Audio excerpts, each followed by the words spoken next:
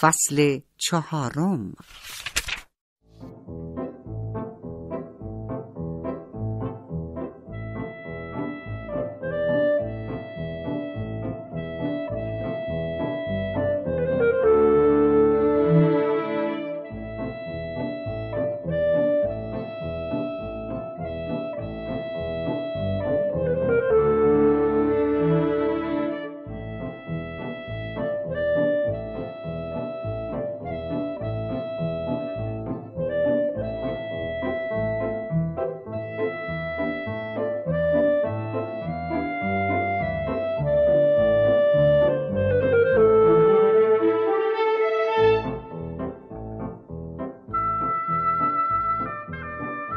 آخر هفته حاج علی به سراغ من می آمد و ما را نزد مادرمان می برد.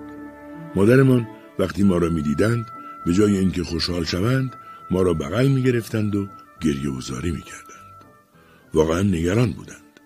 اوایل چیزی بروز نمی دادند ولی بعداً فهمیدیم بزرگترین نگرانی مادر این است که 2 بچه ایرانی و مسلمان ایشان روزی تبدیل به 2 بچه مسیحی فرانسوی بشوند. در غیاب ما در طول 1 سال آنقدر به حاج علی التماس کردند تا بالاخره حاج علی قول داد هر طور شده ما را از شبانه روزی به مدرسه عادی بیاورد. کار مشکلی بود ولی حاج علی تلاش خود را شروع کرد. عاقبت راه حلی پیدا کرد. یک استشهاد محلی تهیه کرد و یک گواهی پزشکی گرفت مبنی بر افلیج بودن مادرمان و بنابراین ما اجازه گرفتیم که هر روز عصر به خانه بیاییم و صبح زود به مدرسه برگردیم. با جدیت مادر در خانه قرآن کریم و دیوان حافظ را حفظ شدم. با شاهنامه به خوبی آشنا شدم. گلستان و بوستان را خواندم. منشآت قائم مقام را خوب یاد گرفتم. مثنوی مولوی را مادر به ما درس می‌دادند. همه آنچه مادر به من آموختند به خوبی به یاد سپردم. در حالی که 17 سال بیشتر نداشتم موفق شدم از دانشگاه فرانسوی بیروت لیسانس ادبیات بگیرم. در 19 سالگی لیسانس بیولوژی را از همان دانشگاه گرفتم و در آزمایشگاهی مشغول کار شدم. حدود 22 سالم بود که از دانشگاه آمریکایی بیروت مدرک مهندسی راه و ساختمان گرفتم و برای پیدا کردن کار به این در و آن در زدم. بالاخره مجبور شدم برای یافتن شغل به شرکت‌های خارجی بروم که پیمانکار ساختمانی بودند. در یک شرکت فرانسوی کار پیدا کردم. به شرطی به من کار دادند که مسئولیت‌هایی را بپذیرم که خود مهندسین فرانسوی از پذیرفتنش به دلیل سختی زیاد دوری می‌جستند. این شرکت کنترات راهسازی مرز سوریه و لبنان را به عهده داشت. مسیری بسیار صعب العبور بود و در ارتفاعاتی به نام حما ساخته می‌شد. به خاطر صعب العبور بودن هر ماه کارگری از ارتفاعات پرت می‌شد و نتیجهش زخمی شدن یا کشته شدن کارگران بود. چاره‌ای نداشتم. پذیرفتم و مشغول کار شدم. کارگرها همه محلی بودند و شبها می‌رفتند پایین کوه، جایی که دهشان قرار داشت. آن وقت من تنها بالای کوه می‌ماندم. غروب که می‌شد و هوا رو به تاریکی می‌رفت، شغال‌ها به دنبال غذا دور چادر من جمع می‌شدند و زوزه می‌کشیدند. تحمل این وضع سخت و زندگی در چنین چادری ترسناک و وحشتناک بود. بعدها با خودم فکر کردم که آدم در جوانی چه مسائلی را میتواند تحمل کند. باز زوزه شغال‌ها قابل تحمل بود. برای اینکه وقتی کاملا شب فرا می رسید و همه جا تاریک می شد، گرگ‌ها می آمدند و دور چادر به جستجوی غذا جمع می شدند. وقتی فانوس را جلوی چادر می آوردم تا نگاهی توی تاریکی بیاندازم، دیدن برق چشم این حیوانات درنده و وحشی هولناک بود.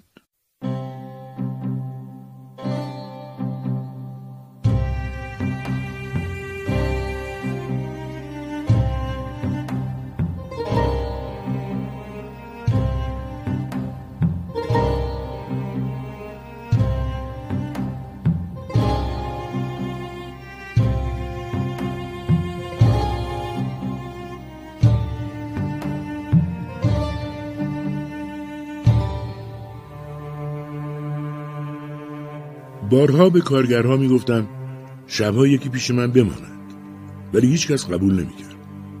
من هم یاد گرفته بودم که شبها آتش روشن کنم تا حیوانهای وحشی را از آنجا دور کنم. اما موشهای صحرایی عاصی هم میکردند. آنها از آتش نمی ترسیدند و به داخل چادر می آمدند و تا می فهمیدند که خوابم به سرعت روی سینه‌ام می جهیدند و می دویدند. من سراسیمه از خواب می پریدم. اگر تنم را گاز می گرفتند معلوم نبود کی جای گازشان خوب خواهد شد، زیرا آنجا تنها وسیله معالجه خاکستر بود.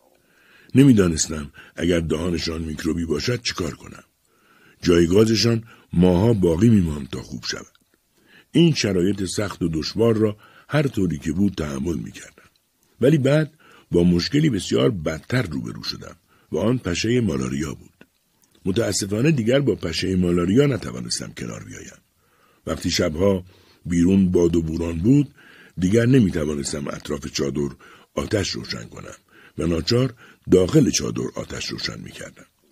برای اینکه از دود هیزم خفه نشوم مجبور بودم موقع خواب سرم را جلوی دهانه ورودی چادر بگذارم تا مقداری اکسیژن برای تنفس به ریه‌هایم برسد.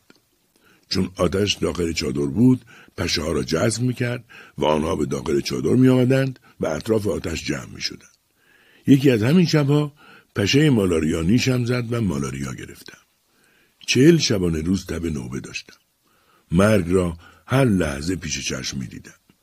توی کوهستان دور افتاده چاره‌ای جز دست و پا زدن میان مرگ و زندگی نداشتم. فقط به خدا پناه می‌بردم و از او کمک می‌خواستم. یکی از کارگرها که مهربان‌تر بود هر روز برایم آش دقیقی درست می‌کرد و زیر سر مرا با دستش بلند می‌کرد و آش را در دهانم می‌ریخت تا بخورم و زنده بمانم. بالاخره کارگرها دیدند که من روز به روز ضعیف‌تر می‌شوم و چیزی به مردنم نمانده، به همین دلیل هر شب یکی از آنها نزد من می‌ماند. عاقبت یکی از کارگرها به هر زحمتی بود به بیروت رفت و به رئیس شرکت فرانسوی خبر داد که مهندسشان یعنی من بر اثر مالاریا دارد می‌میرد. دیگر از همه چیز و همه کس قطع امید کرده بودم و خودم را برای روبرو شدن با مرگ آماده می‌کردم. آن کارگر با یک پزشک فرانسوی و با مقداری گنه از بیروت رسید. همان قرص‌ها به خواست خدا مرا از مرگ نجات داد.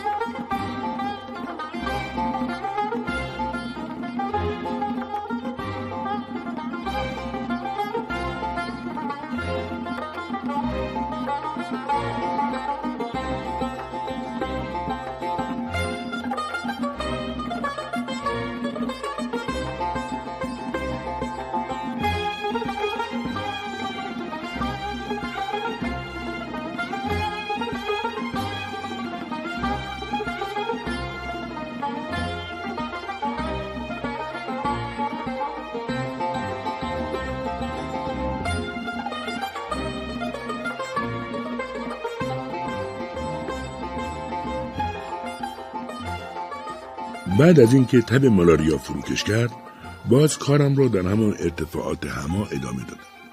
مسئولان شرکت فرانسوی که خیلی از کار من راضی بودند، به نشانه قدردانی پیشنهاد کردند که من به دفتر مرکزی شرکت در پاریس بروم و آنجا کار کنم. در همین فاصله برادرم محمد خان به تهران رفته بود و موفق شده بود از وزارت طرق و شوارع عامه، راه و تلاوری 700 تومان به عنوان کمک هزینه تحصیلی برایم بگیرد. به این ترتیب با این پول و حمایت شرکت فرانسوی همه ما به پاریس رفتیم و در رشته حقوق تحصیل کردیم. 1 سال از اقامت ما در پاریس می‌گذشت. روزی غروب با برادرم روی صندلی‌های کنار رودخانه سن نشسته بودیم. مرد افلیج را دیدیم که سال قبل در همین پارک با او آشنا شده بودیم. ولی دیگر راحت راه می‌رفت. به خودمان جرأت دادیم و از پسرش که همراهش بود جریان را پرسیدیم. پسر او چگونگی معالجه پدرش را برای ما توضیح داد. بلافاصله این اتفاق باعث شد هر طور شده کاری بکنیم تا مادر افلیج ما هم معالجه بشود. با همین امید هر دو رشته حقوق را رها کردیم و در رشته پزشکی تحصیل کردیم. شب و روز مشغول مطالعه دروس پزشکی شدیم. من در طول 4 سال و برادرم طی 6 سال درسمان را تمام کردیم. امکانی پیش آمد تا بتوانم در بیمارستان دانشگاه پاریس مشغول به کار شدم. خیلی زود حوصله‌ام سر رفت. من چون چشمانم خیلی ضعیف بود، به دلیل مطالعه زیاد در کودکی و نداشتن پول برای خرید عینک، هر خطی را 2 می دیدم. یعنی دیپلوپیا داشتم که برای دیدن باید عینک پریسماتیک یعنی منشور می گذاشتم تا هر خط را یکی ببینم. برای همین وقتی می خواستم چیزی بنویسم باید عینکم را بر می داشتم و تقریبا چشمم را به 3 یا 4 سانتیمتری کاغذ نزدیک می کردم. به همین دلیل چیزهای خیلی ریز را از آن فاصله خیلی بهتر از معمول می دیدم.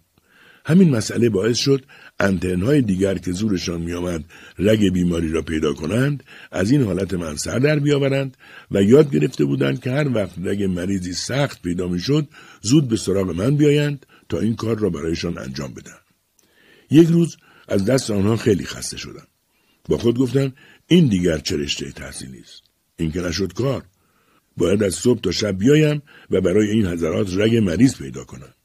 خلاصه تصمیم گرفتم رشته تحصیلی خود را دوباره عوض کنم. رشته ریاضیات عمومی را شروع کردم. بعد از 2 سال فارغ التحصیل شدم و به سراغ رشته ریاضیات محض رفتم. بعد از 1 سال باز حس کردم حس کنجکاویم مرا دنبال چیز دیگری می‌فرستد. آسمان همیشه مرا در خود غرق می‌کرد. این کنجکاوی باعث شد به طرف نجوم روی بیاورم. رشته ستاره شناسی را انتخاب کردم. بعد از اینکه ستاره شناس یا به قول فرنگی‌ها آسترونومیست شدم، در ارتفاعات کوههای آلپ با تلسکوپ‌های بزرگ و قدیمی آن روز در یک رصدخانه معروف فرانسه شروع به کار کردم.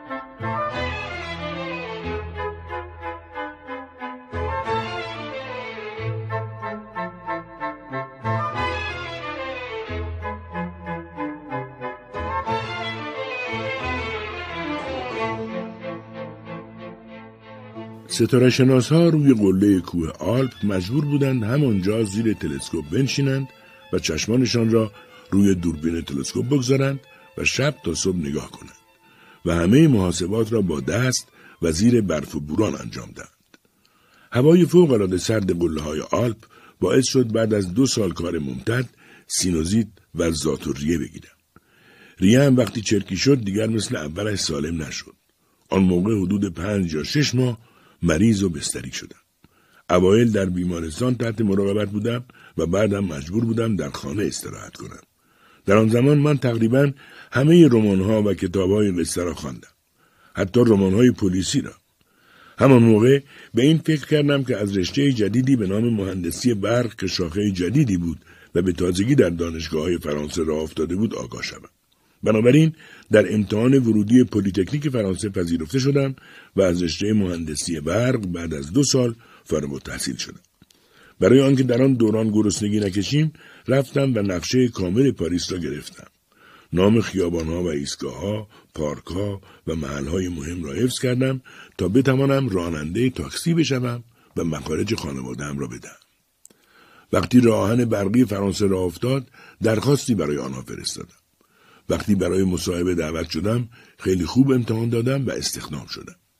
هنوز 1 سالی از کارم نمی‌گذشت که به عنوان سرپرست بخش تعمیرات لوکوموتیو انتخاب شدم.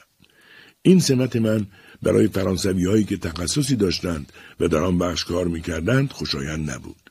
یک روز با دست و بال کثیف و ظاهراً درمانده پیش من آمدند و گفتند ما هر کاری می‌کنیم قطع برق دکل اصلی را نمی‌تونیم رفع کنیم. بهتر شما بیایید.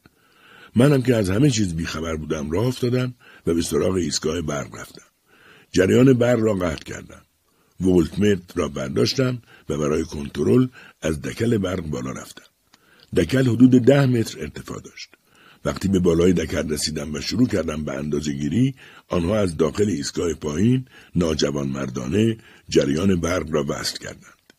بی اختیار روی پاهایم کوبیده شدم و به شکلی باور نکردنی از روی دکل بلند شدم و از آن بالا به پایین سقوط کردم. اما خدا یک بار دیگر به من گفت هنوز با تو کار دارم. بنابراین درست وسط شنهایی که آن پایین ریخته بودند سقوط کردم و از مرگ نجات یافتم. فقط پای چپم کمی آسیب دید. البته این موضوع برای مهندسین و تکنسین‌های فرانسوی بسیار بد تمام شد و موجبات پیشرفت بیشتر مرا فراهم کرد.